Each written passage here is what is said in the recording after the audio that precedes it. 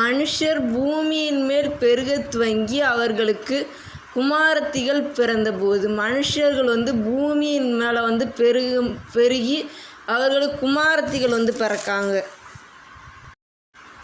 தேவகுமாரர் மனுஷகுமாரத்திகளை அதிக சௌந்தரியம் உள்ளவர்கள் என்று கண்டு அவர்களுக்குள்ளே தங்களுக்கு பெண்களை தெரிந்து கொண்டார்கள். தேவகுமாரர் மனுஷகுமாரத்திகளை அதிக சௌந்தரியம் உள்ளவர்கள் என்று கண்டு நல்லா இருக்கிறாங்க என்று கண்டு அவர்களுக்குள்ளே தங்களுக்கு பெண்களை எந்த பொண்ணு வேணும்னு சொல்லிட்டு தெரிந்து கொண்டாங்க. அப்போது கர்த்தர், என் ஆவி என்றைக்கும் மனுஷரோடு போராடுவதில்லை. அவன் மாம்ச ஜந்து தானே. அவன் இருக்கப் போகின்ற நாட்கள் 120 வருஷம் என்றார்கள். அப்போது கர்த்தர், என் ஆவி மனுஷரோடு போராடுவதில்லை. அவன் மாம்ச ஜந்து தானே. அவன் இருக்கப் போகின்ற நாட்கள் 120 வருஷம் என்றார்கள். அவ்வளோ கொஞ்சம் வருஷம்தான் இருப்பாங்க. இத்தனை 100 வருஷம் அப்படி இருந்திருக்காங்க.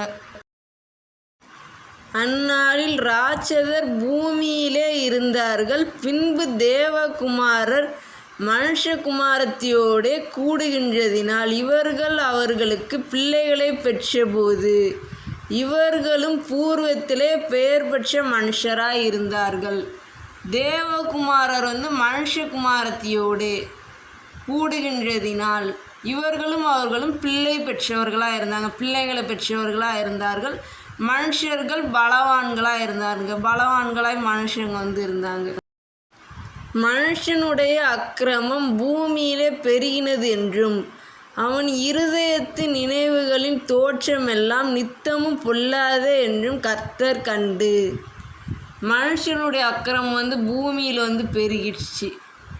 அவன் இருதயத்தின் நினைவுகளின் தோற்றமெல்லாம் நித்தமும் பொல்லானது தான், சரியானது கிடையாது. அது கர்த்தர் பார்த்துருக்காங்க. நான் பூமியிலே மனுஷனை உண்டாக்கினதற்காக கர்த்தர் மனஸ்தாபப்படுறாங்க. அதுக்காக மனஸ்தாபப்படுறாங்க. அவர் இருதயம் விசனமாக இருந்தது, ரொம்ப கஷ்டமாக இருந்தது கர்த்தருக்கு வந்தது. மனுஷனை உண்டாக்கினதற்காக கர்த்தர் மனஸ்தாபப்படுறாங்க. அவர் ரொம்ப கஷ்டப்படுறாங்க.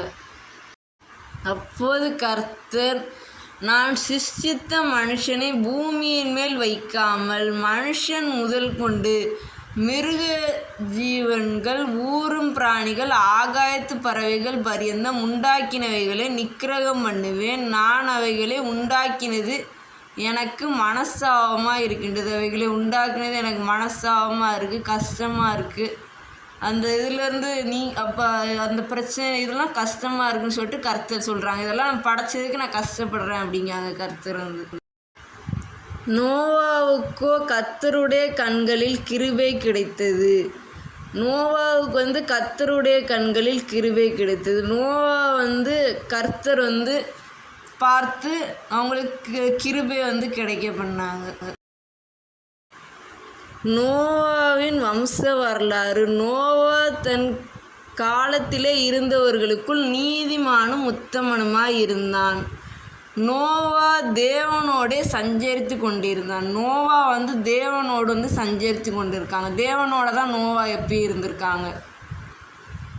நீதிமானும் உத்தமனுமாக இருந்திருக்காங்க. எப்பயுமே தேவனோடு தான் நோவா சஞ்சரிச்சிட்டு இருந்தாங்க. நோவா சாம் காம் யாபேத் என்னும் 3 குமாரனை பெற்றிருக்காங்க. நோவா சாம் காம் யாபேத் என்று 3 குமாரனை பெற்றிருக்காங்க. நோவா எப்பயும் தேவனோடு தான் சஞ்சரித்து கொண்டிருந்தாங்க. அப்படி ஒவ்வொருவரும் கர்த்தரோடு இடைபடுறவங்களா இருந்தாங்க. அப்படி இருக்கணும்னு என்ன தரணும் ஏசப்பா.